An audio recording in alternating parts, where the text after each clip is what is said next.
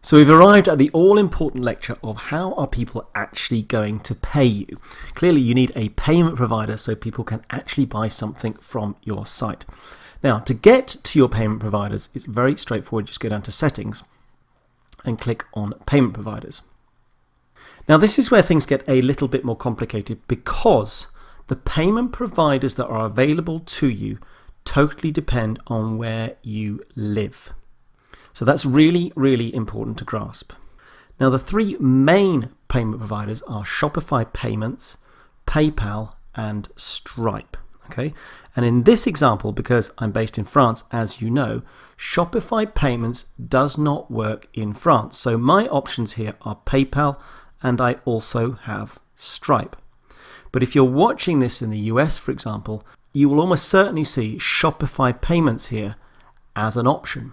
If you're watching this, say, in Brazil, just purely for example, I can't guarantee this, you may not see Shopify Payments or PayPal, or maybe not even Stripe, but some other payment provider is available to you. So what you need to do at this point is seek out the best payment provider in your country. Now, Shopify, to a certain extent, have made this easier because they've come up with this page, which is shopify.com/payment gateways. Okay. And if you head over here, you're going to see a list of all the countries and then all of the payment gateways that are available in those countries. So just for example, if we click on, I don't know, Singapore here, for example, and scroll down. So here I've got the major payment gateways supported in Singapore. Shopify Payments is available. So if you're watching this in Singapore, then you should have Shopify Payments. PayPal is also available. And then there's various other ones like WorldPay, etc. But each person, and I keep repeating this because it's so important, is going to be different. Let's have a look in France. So if I click on France and scroll down, you're going to see a bunch of payment gateways that are very different to those that are in Singapore. You'll also note that Shopify Payments is not on the list, but PayPal Express Checkout is, which if you go back here, is what it is offering me as a solution. So this is where you need to roll up your sleeves and basically get out there and find the best payment provider for your situation. Now, all I can do is just demonstrate what I've got here in France. That's going to help you somewhat. So again, my default is PayPal. Now, I could have others accept credit cards. Okay, so select the provider.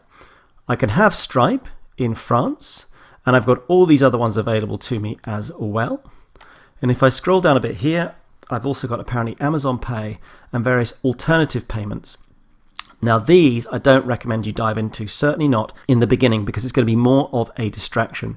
And as for manual payments, well, that's not relevant. We are not doing any manual payments with this business model. So if I scroll back up to the top here, what I'm going to do is I'm going to set up PayPal on my store. And what I'll typically do in a real situation is actually have two payment providers.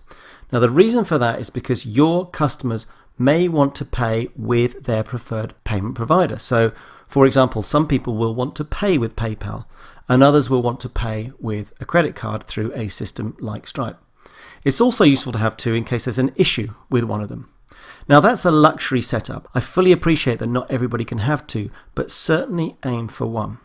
So at this point, it's over to you. See what's available. It might be a very, very straightforward process, or you may have to do a little bit more digging to get that thing set up. But whatever you do, make sure you get a payment provider fully installed.